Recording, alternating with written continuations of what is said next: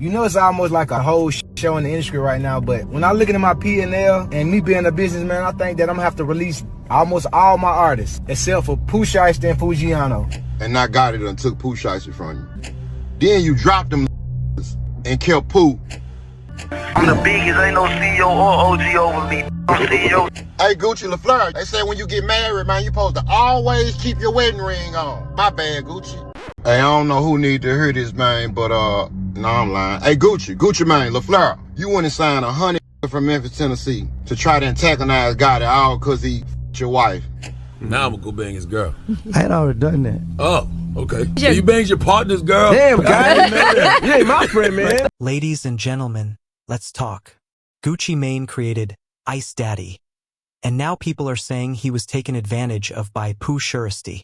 Some claim that if it didn't happen face-to-face, it still happened through contracts and long-term consequences. Back in 2017, a deal was made through CMG that put two major forces against each other over the money. Despite that, Pooh Shiesty rose quickly and sat comfortably at the top of the charts. He was signed under Gucci Mane, who was still collecting profits from the music. But then something shifted. Pooh's mindset changed, and the situation slowly started to fall apart. Rumors spread online, and speculation pointed fingers at Gucci as the main problem. So let's break everything down, step by step, with no gaps left out. Before we continue, you already know the routine: hit that like button and subscribe, the same way Gucci pushes his classic Lemonade. I analyze hip-hop culture for a living, and since Gucci Mane is widely considered a legend, let's aim for 10,017 likes on this video. That's a big number, probably more than I've ever asked for, but we're doing it this time. So let's make it happen. On October 6, 2025, Pooh Shiesty was released from federal prison after serving nearly 3 years of a 63-month sentence tied to a 2020 shooting case in Florida. It took him a few months to finally speak out, but when he did, it sent a clear message to hip-hop fans. First, it reminded everyone that while many top street rappers were dropping forgettable projects, Pooh Shiesty managed to stand out with just one song. He stayed real, spoke on his real life, and that authenticity set him apart from the rest. I study rapaholics for a living. Another major point he showed everyone is that real lyrics still matter. This was just a 4-minute track where he was doing nothing but pure rapping, and it still reached #1 on the charts. That's a huge achievement, especially in a genre many people claim is no longer dominating the mainstream. To put it in perspective, his song was even outperforming holiday records from artists like Mariah Carey during Christmas season.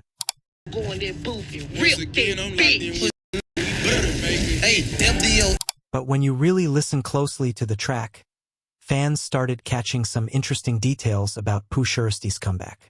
One line hints at moving quietly and staying alert, comparing himself to a snake hiding in the grass. It gets even more serious when he mentions the type of influence he carries, referencing where he comes from and bringing up Yo Gotti holding a Draco, which is street slang for a firearm. This stood out to listeners because Pooh Shiesty is signed to Gucci Mane, and Gucci has a long-standing history of tension with Yo Gotti.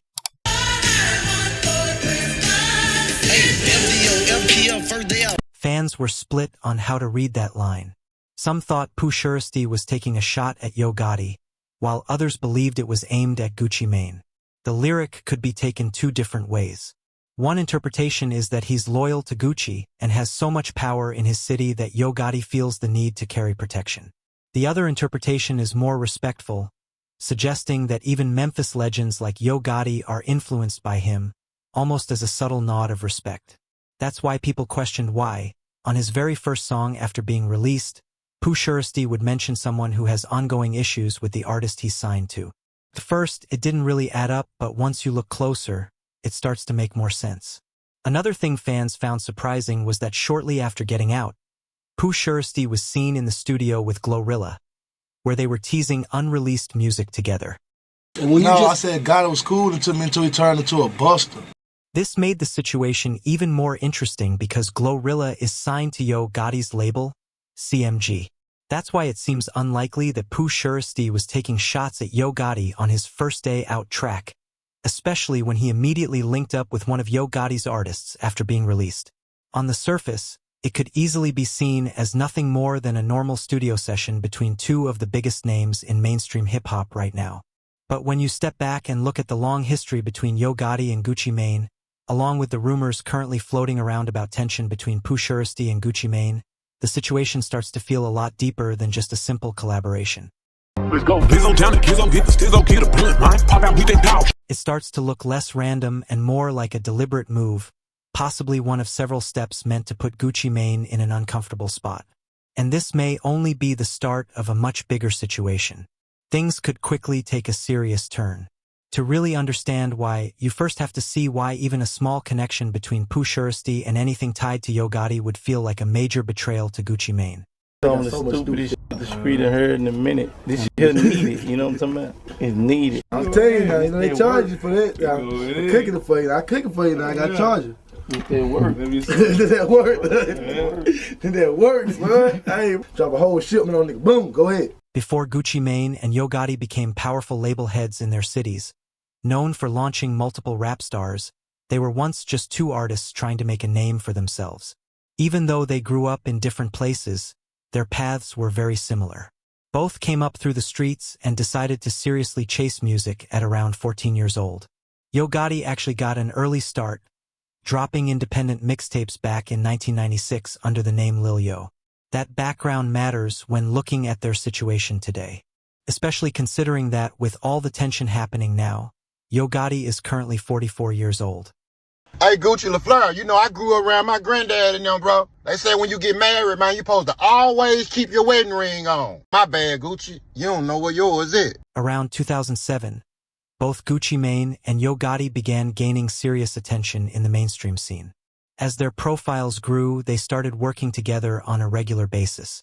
Their first major collaboration came in 2008 on the track Bricks.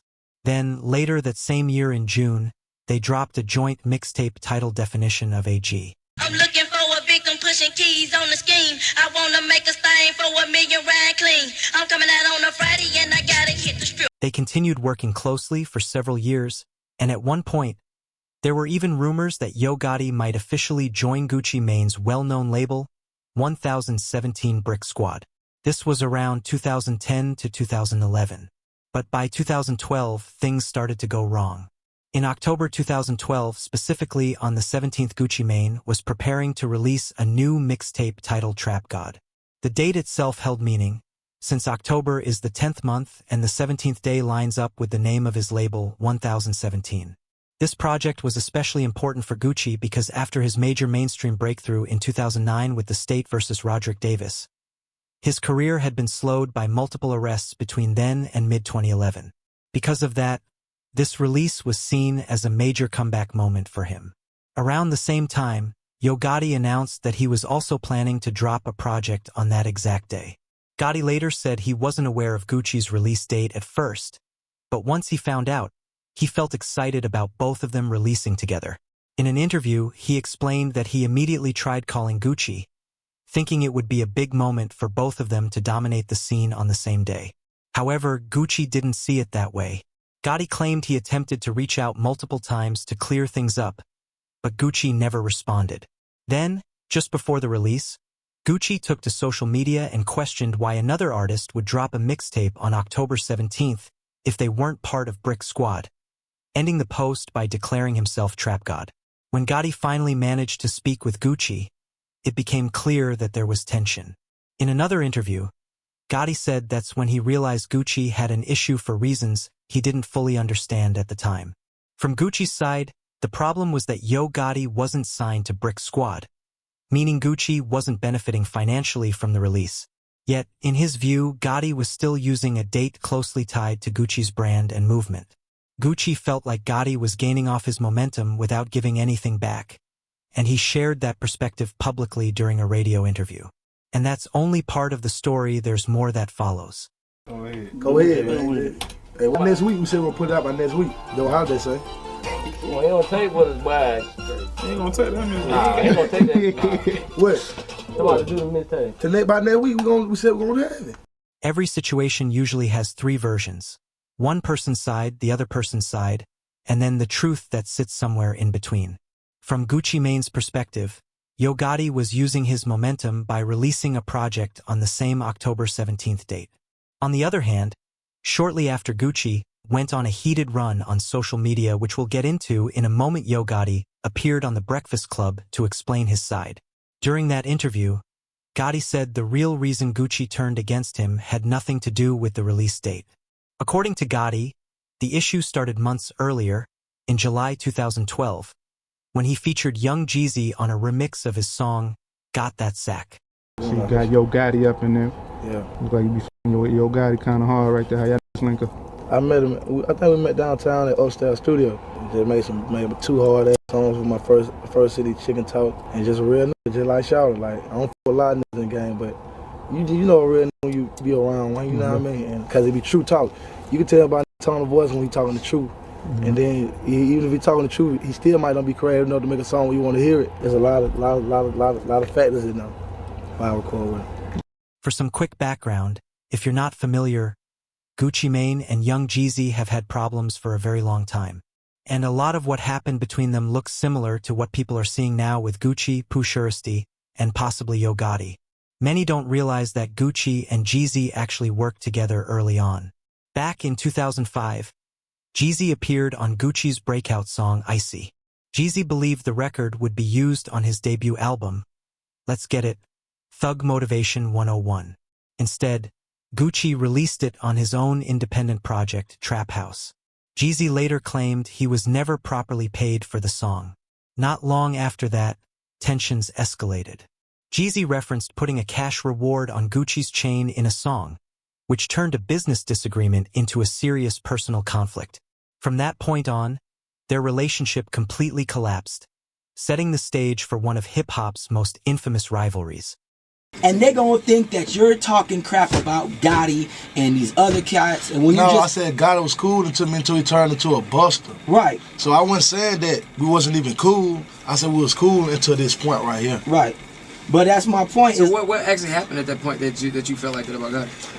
My main problem with him was they dropped this mixtape on 10/17 and tried to like ride my wave. You know what I'm saying? Like he was an artist of mine and we get some kind of money together. Gucci responded just a few days later by taking shots at Jeezy on the track, Round 1. But this situation didn't stay limited to music for long.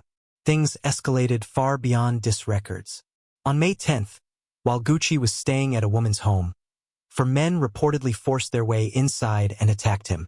When the situation turned dangerous and threats were made, Gucci defended himself by firing back. One of the intruders was hit, and the group immediately fled. That individual was later identified as Henry Lee Clark III, known in the rap world as Pookie Lock. A few days later, Gucci Mane turned himself in after authorities issued a warrant connected to Pookie Lock's death. Gucci consistently stated that he acted in self-defense. After spending 9 months facing a murder charge, he was ultimately found not guilty due to self-defense. Years later, even after facing Jeezy during their live Versus battle, Gucci has continued to reference this moment, showing how deeply that incident still lingers in his story. So I just felt like, for our artists to drop their mixtape on 10/17, you know what I'm saying? Which is my label on the day that I drop all my label mates drop their mixtape on 10/17. Why would you drop it if you ain't on 10/17? And when I call you as my partner to ask you why you did, you say, "Oh, I didn't know you were dropping the mixtape." Now the whole world know I'm dropping this mixtape. I'm promoting this mixtape. But me and you on the top of World Star, you with a freestyle and me with a video. But you say you unaware that this mixtape gonna come. And I got a banner that says come out 10/17. The conflict with Jeezy becomes important later in the story, but for now, it helps explain Yo Gotti's mindset at the time. Gotti believed Gucci's issue with him started because he worked with Jeezy on a remix to one of his songs. And honestly, that explanation made sense on the surface. At that point, Jeezy was one of the biggest rappers in Atlanta, only behind T.I., and he was also Gucci Mane's most well-known rival. So from Gucci's perspective, Gotti wasn't just dropping a project on the same symbolic October 17th date, he was also collaborating with Gucci's biggest enemy. Taken together, it felt like a major sign of disrespect. But while Gotti was breaking all of this down during his interview on The Breakfast Club, Charlemagne brought up even more surprising information. During that conversation, it was revealed that Yo Gotti had previously been involved with Gucci Mane's current wife, Keisha Kaur. before Gucci married her. Gotti openly acknowledged this during the interview, adding another layer to an already tense situation. Keep this in mind. This is the woman who now has full access to Gucci Mane's phone, his social media, and his day-to-day life. Her role is to help protect him from saying or doing something he might later regret during periods when his mental health isn't stable. She's also the same person who stood by Gucci throughout his years in prison. This isn't just anyone, this is his wife. And Yo Gotti, someone Gucci once considered a close friend, openly admitted to having been involved with her before the marriage. Before Keisha stepped in to manage Gucci's online presence and limit his access during difficult moments, things were very different. Back in 2013, when all of this was happening, Gucci didn't have that kind of support system. That's when the infamous Twitter meltdown happened, the one most fans remember clearly. Gucci went after multiple major artists, including Nicki Minaj, Drake, Rick Ross, and several others. It became one of the most talked about moments of that era, almost like a social media version of a diss track where he called out the entire industry at once. And yes, Yo Gotti was one of the names he went after during that rant. What makes it even more interesting is what happened afterward. A few hours later, Gucci publicly apologized, but only to Birdman, Rick Ross, and Drake.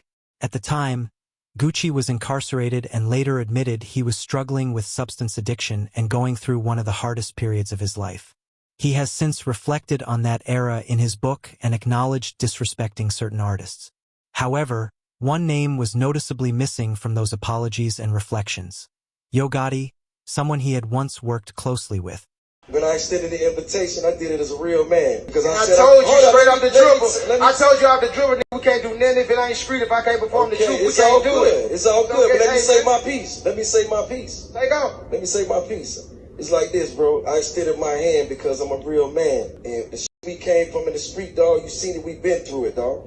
20 years. And when I said I wanted to do this shit for the culture, that's what I wanted to do. I brought you here to show you the world care about what the we got going on, because we are the culture. You feel me? Me and you. Where we came from. What we been through. Us. Me and you. All these kids out here doing what the fuck they do because they saw what went on with us, dog. So this shit ain't about me. This shit ain't about you. You feel what I'm saying? This shit about King Von. This shit about Dope B. This shit about Nipsey Hussle. This shit about motherfucking Pop Smoke. When Gucci finally came home in 2016, he appeared like a completely different person. The transformation was so extreme that some people even joked about him being cloned. With that kind of personal growth, you'd expect old conflicts to be left in the past. By 2016 and 2017, both Gucci and Yo Gotti were more focused on running labels and building businesses than competing as rap stars. Because of that, Gotti releasing a project on October 17th should have been something they could move past. At the same time, Gucci was also making an effort to put his long-running issues with Jeezy behind him, eventually setting aside their history to face each other in a Versus event. That made it seem like Gucci was open to closing old chapters and moving forward. I hit Holmes up, like, because, you know, when you consider somebody a partner, to me, that's the way you, I hit him up, like, what's up with you, Holmes? He like, what you mean, what's up? He didn't even speak about what he tweeted. He was like, oh, man, you put Jeezy and Tip on the Rags remix. Jeezy tried to kill me. Man, you and Holmes been in the same city 28 years, and you just not realizing that? Then he went to jail, and you started dating Keisha Dior. Nah, then it was like, to me, I still felt like he was cool, because like, then he got on the radio and said something. That's when it was like, okay, Home crossed that line, like, it'll never be like, we cool no more. Now I'm gonna go bang his girl. I had already done that. Oh. When you really look at it, the problem between them may have never been fully resolved. Back when the issue happened over Yo Gotti planning to release music on October 17th, things reportedly got tense very fast. There was even a show scheduled shortly after Gucci went on the radio and aired his frustrations. According to people close to the situation, Gucci didn't show up to that event because things were expected to turn confrontational. So if Gucci was able to move past issues with other artists but never truly made peace with Gotti, it starts to point back to something more personal. And honestly, it raises a fair question. Would most people be willing to fully squash a conflict with someone who had been involved with their wife, especially if that person was once considered a friend, and especially if it happened during a difficult time in their life? But this is where the story gets even deeper.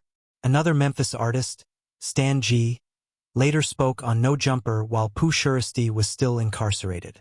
He didn't just confirm that tension between Gucci Mane and Yo Gotti still existed, he went further. According to Stan G, Gucci was using aggressive business strategies to sign top talent out of Memphis. The goal, he claimed, was to prevent Yo Gotti, a Memphis native, from signing or even collaborating with those rising artists. If they were tied to Gucci, they couldn't associate with Gotti. In other words, Gucci was controlling access to the city's next generation of talent. Stan G also pointed out that this wasn't new behavior. He said Gucci used the same approach during the peak of his feud with Young Jeezy. If you remember the original 1017 Brick Squad era, Gucci had nearly every hot up-and-coming artist in Atlanta around him at one point. While not all of them signed official contracts, many were closely affiliated with him. Just looking at the early 1017 roster shows how serious it was. Names like Waka Flocka Flame, Yo Gotti, Young Thug, Young Scooter, Pee Wee Longway, Chief Keef, Mike Will Made It, Migos, Lil Baby, Soulja Boy, Shawty Lo, Metro Boomin, Rich Homie Quan, Bankroll Fresh, and Future all passed through Gucci's orbit at different times. A huge number of Atlanta legends were nearly signed or heavily connected to Gucci before moving on. Many believe part of the strategy was aimed at limiting Jeezy's ability to work with the artists shaping the next era of trap music. If they were aligned with Gucci, they weren't collaborating with Jeezy. That meant Jeezy was cut off from the hottest movement coming out of Atlanta. According to those same claims, a similar thing happened in Memphis after Gucci was released from prison and rebuilt the 1017 label. The strategy didn't change, only the city did. Okay. So you banged your partner's girl? Damn, guy. You ain't my friend, man. I ain't know, like you in love and all that. Yeah, I got you. You know, I'm thinking it ain't nothing like, well, they about to get married or nothing like that. The new era of 1017 included several artists from Memphis, but Pooh Shiesty quickly became the main name holding the label together. Early on, he made it clear that he had serious choices. He was in position to sign with either Yo Gotti's label or Young Dolph's camp, which at the time were the two most powerful forces coming out of Memphis. Being from the same city himself made that decision even more important. Everything shifted after a late-night call from Gucci Mane. Pooh Shiesty realized that signing with CMG would limit his ability to work with Young Dolph, and signing with Dolph would do the same when it came to Yo Gotti. Choosing one meant closing the door on the other. Rather than getting caught in that local divide, he chose a different path. He left Memphis and signed in Atlanta with Gucci Mane's 1017 imprint. Pooh Shiesty saw success almost immediately. In 2021, he landed a major top 10 hit with Back in Blood, earned a spot on the XXL freshman list, and was widely viewed as one of the next breakout stars. Gucci Mane clearly recognized that momentum. As part of expanding the label, he also signed Pooh Shiesty's cousin, Big Scar. During the pandemic era, they found real traction, releasing records that gained attention in late 2020. By the summer of 2021, everything changed. Pooh Shiesty was arrested in connection with a shooting at a strip club in Northwest Miami-Dade and was facing a lengthy prison sentence. As most fans know, he was eventually released in October 2025, roughly 4 years later. Before his release, tragedy struck. In 2022, Big Scar passed away due to an accidental overdose. With Pooh Shiesty incarcerated and his finances restricted, many assumed that Gucci Mane, who had signed both cousins to his label, would step in to help cover funeral expenses. Reports say Gucci did contribute around $10,000, but Big Scar's sister later took to social media, expressing that the amount felt disrespectful to the family. She claimed Gucci wasn't offering meaningful support during a difficult time, despite Big Scar having generated significant revenue for the label. She also alleged that Gucci requested the return of the chain he had previously gifted to Big Scar, which further upset the family. After the tension around Big Scar's passing, things didn't seem to get calmer behind the scenes. If anything, the distance grew. In January 2024, while Pooh Shiesty was still incarcerated, audio from a jail call circulated where he sounded extremely confident, basically saying nobody is above him, no OG, no CO. To many fans, that came off like a direct shot at Gucci Mane, especially considering the timing. Just a year earlier, Gucci had been publicly criticized by Big Scar's family over support during a difficult moment, And now Pooh Shiesty was sounding like he didn't recognize any authority over him at all.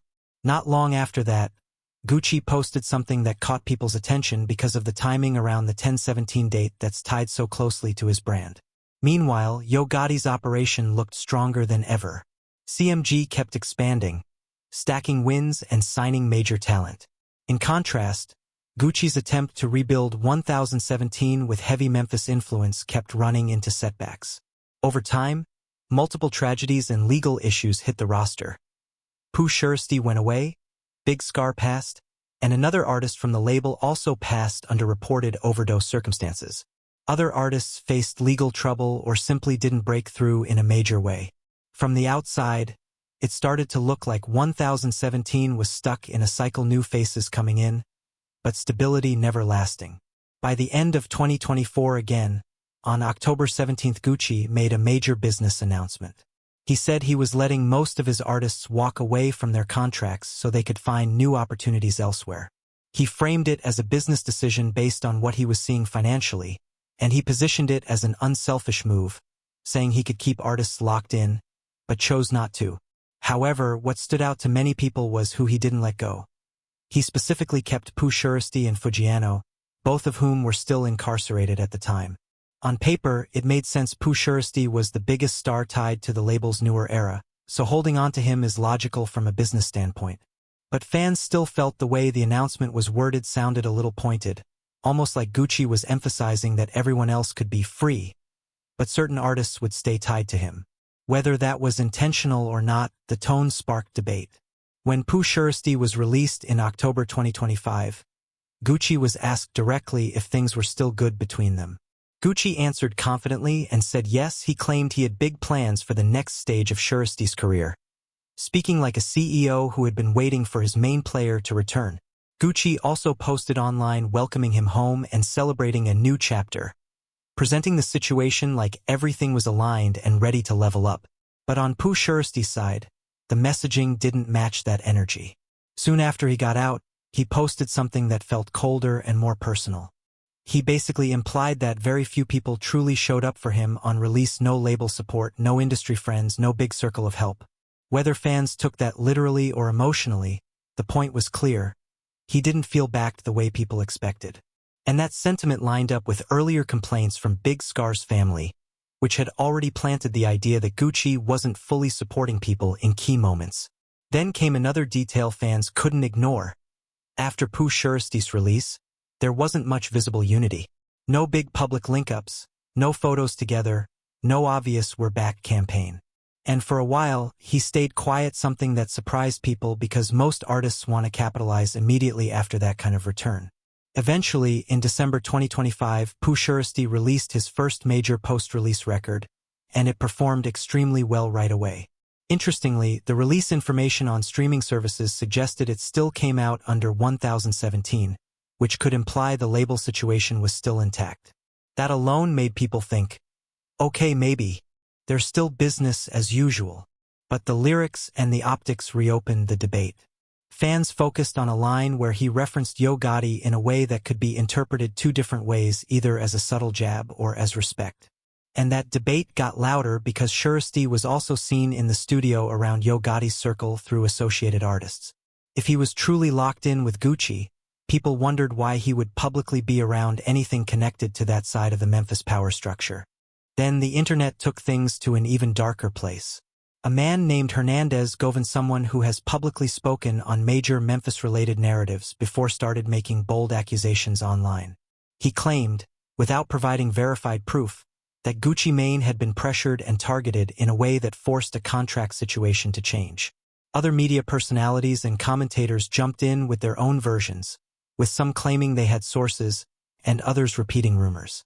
The most extreme versions suggested intimidation, robbery, or coercion connected to contract release. None of that was confirmed publicly, and it's important to treat it as allegations, because in 2026, rumor can spread faster than reality.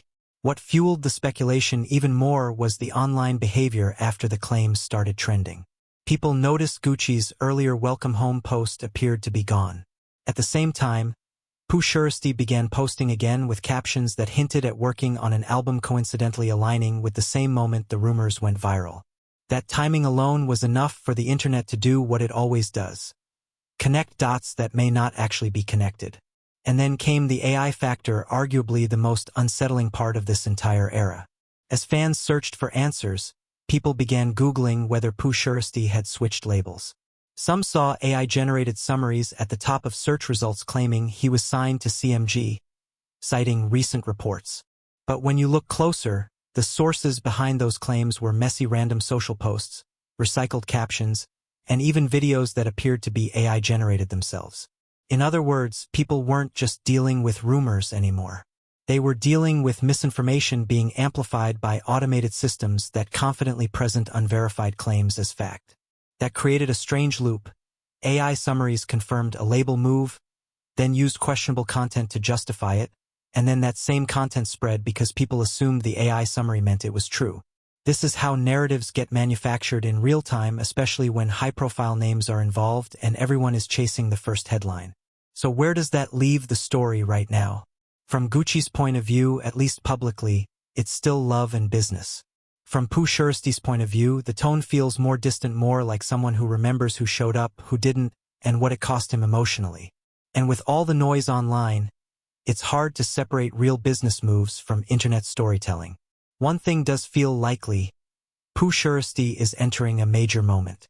The music has momentum, the audience is waiting, and the next project could be the kind of run that changes his career level permanently.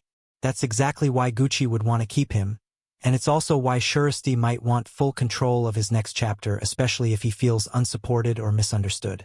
Until official details are confirmed, everything else is speculation. But the bigger story is clear. This isn't just about a song, or a caption, or a rumor. It's about power, loyalty, business, and how fast the internet, especially AI-driven internet, can turn uncertainty into truth overnight.